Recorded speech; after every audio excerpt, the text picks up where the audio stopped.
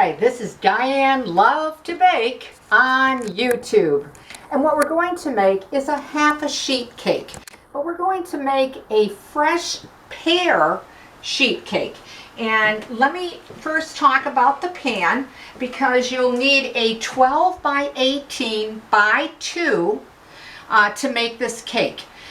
This particular recipe I make all the time for church socials or parties, just people especially that enjoy pears. So once again, a 12 by 18 by 2 inches. I always get that question. And I heavily greased it and dusted it with flour. Okay, and what you're going to do is you're going to need pears, of course, and you can use whatever type of pear that you have or that you like. I had an overabundance of pears that are very super ripe, and they are great for baking and for this cake. I think they add such sweetness when they are over ripened. Not that you can't use your regular pears, but I prefer, like I said, more of a ripened pear. You decide the type of pear or mix two types of pears.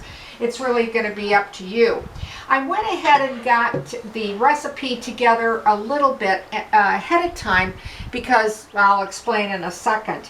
Oh, and by the way, I'm sorry, I no longer put the recipe in below the video anymore, and I'll explain that later. So if you are going to give this recipe a try, hopefully I'm going to go slow enough, clear enough that you can jot down the notes to get the recipe. Okay, now the reason that I put the pears in this bowl ahead of time is that, first off, you're going to need 8 cups of chopped pears. And I don't know if you can kind of see how large my pieces are. They're not really enormously big. I don't like them to be too big or too fat, because I don't want them to, sink to the bottom, and I like when they're a little bit smaller. But 8 cups of chopped pears. Now, I did peel them and core them, of course, and I put them in my mixing bowl. Now, what you're also going to be putting in is 4 cups of granulated sugars to your pears, and then just let them sit for at least an hour. And in that hour, you're going to get this beautiful pear syrup out of it, from the 4 cups of granulated sugar to the 8 cups of chopped pears, of course, of your choice. So that's why I did that a little ahead of time, plus it saves time for the video. So I've got that was sitting for an hour. Okay, so that's ready to go. Now, you will need, I feel, a mixer. Now, I'm not saying that you couldn't do this by hand, but I wouldn't attempt it. Not anyway, this large of a scale. You might have trouble using the hand mixer because it's a little bit small. So if you do have a stand, you're gonna prefer it, I would assume. If anybody writes to me, I gotta tell you, I only use my stand-up to make this cake. So, but anyway, let's move on and get the rest of the ingredients. Now, once you have your pears and you've got that hours passed and they're nice and syrupy, what you're also going to be putting in is 2 cups of oil.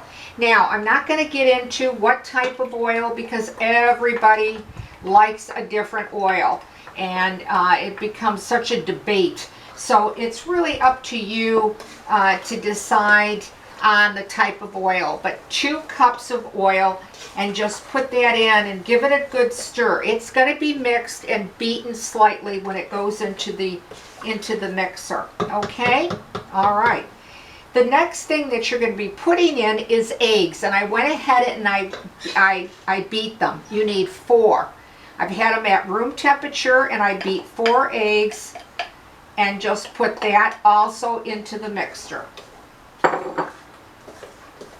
And just give it a good stir. The next liquid that you're going to be putting in is vanilla. And you're going to be putting 2 teaspoons of vanilla. 2 teaspoons. Okay? I want to get the rest of those eggs. You just hate to waste ingredients. It costs you money and it costs you time and effort. So you want to, you want to get every drop. All right, now let's go to the dry ingredients. You're going to need 6 cups of all-purpose flour. You're also going to be putting in 4 teaspoons of baking soda. Yes, I did say 4, because I know someone's going to write about that. Boy, that sounds like a lot. Well, we're making a large cake, a 12 by 18. The next thing you're going to put in is 1 teaspoon of salt. And you're going to put a teaspoon of cinnamon in. And I actually round it off. I like a lot of cinnamon in this cake. So, but if you want to level 1 exact teaspoon, feel free. But like I said, mine's a rounded teaspoon because I just love cinnamon. And then just with my little whisk here, I'm giving it a good stir. Now you can go ahead and sift this also. I usually sift my flour before, and then if you are going to sift it, then just put all the other dry ingredients in them, okay? So what I'm going to do is I'm going to start putting that dry into my mixing bowl, not all of it, and then I'm going to start slowly putting the liquid in. And I'm going to turn my mixer on, but I really don't want to beat it. I just want to mix it, so I'm going to have it on low. And then I'm going to alternate between the dry and the wet.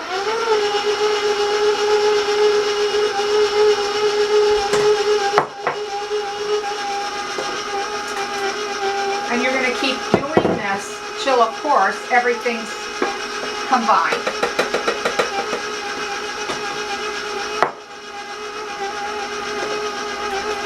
And you're doing it at a relatively slow speed, so you don't have to worry that you're really going to break up the pears, that they'll lose their integrity.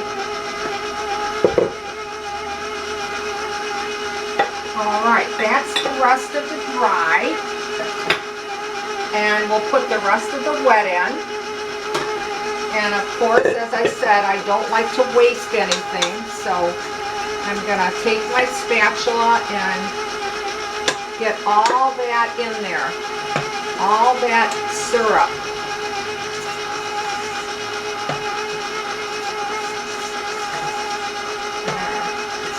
It is such a delicate, moist cake, especially when you have the ripened pears. Now, I'm going to just turn up my mixer just for a few seconds.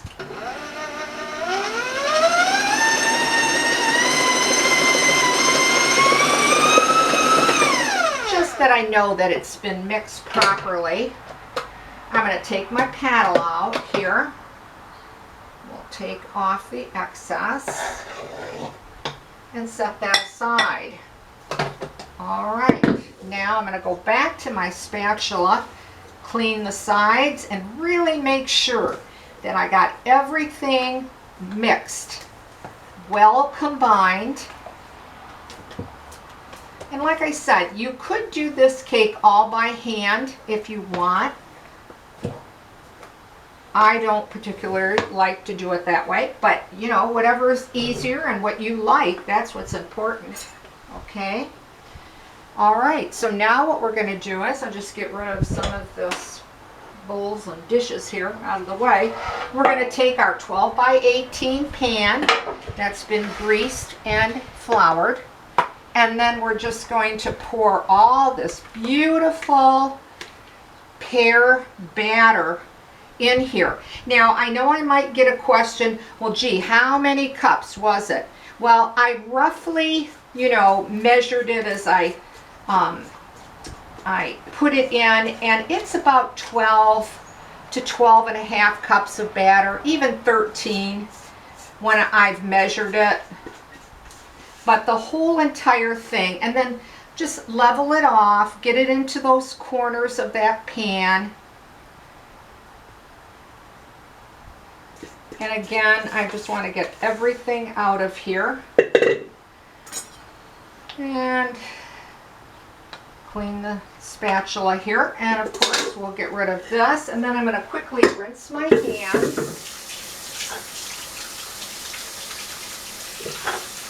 I was working with raw eggs. All right, we'll get rid of that. And you're going to put it in a 325 degree oven, and preheated, of course. And it's going to take you anywhere from 50 minutes to 60 minutes. Mine usually comes up within that, right around that 55. So I really start checking mine at 48 minutes, around there. I start looking at it. I don't open the oven too much because I don't want to lose the heat, of course. But anywhere, like I said, if it's on the early side, you know, it could be, you know, 50 minutes, and it could take up to an hour. It really depends on your oven, because you know our oven's all set up so differently. So you know what it's capable of doing. You don't want to overbake the cake because you don't want to make it dry. You want to keep it very moist and very supple and flavorful. But then again, 325 in the oven. When it comes out, let it sit on a cooling rack till it's cool enough that you can transfer the cake. Okay. Now I'm going to show you one that's been baked up and cooled. And this is how it will turn out. It'll have a beautiful golden brown on the top, okay? It's not a real crusty top either, but it's firm. You can see that I'm touching it. It will bake up nice and tall for you in this pan. And now this particular cake, you can frost it with whatever you feel is appropriate. If you like a cream cheese frosting, a vanilla buttercream. You can dust it with powdered sugar. You can eat it plain with just some whipped cream, you know, your Cool Whip or that type of thing. You can dress it up however that you want. If you are going to make a frosting for it, I would suggest that you're probably going to need at least anywhere from, I don't know, maybe 10 to 11 cups of frosting. It really depends how thick your frosting is and how thick you like it and all that. But this cake also is delicious with just a glaze over it, which is a sugar glaze, either that you make with powdered sugar and water or powdered sugar and milk. And it's such a good cake. It really is. Let me grab a knife and we'll cut into it, and then I'd like to pull out a square for you so that you will be able to see it.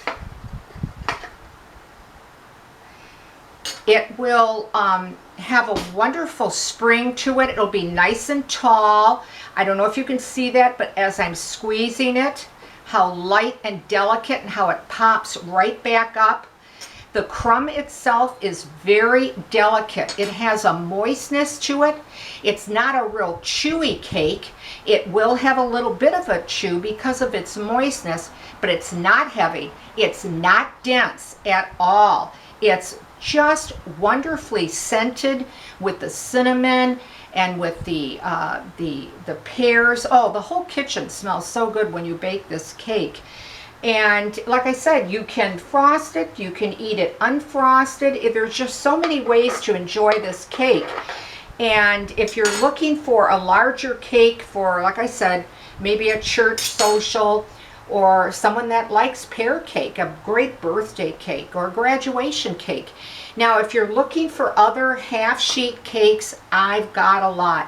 I've got red velvet, I've got chocolate, I've got yellow, gold batter, white batter. Oh my gosh, I believe I have coconut. I mean, I have many because I do a lot of baking for my church.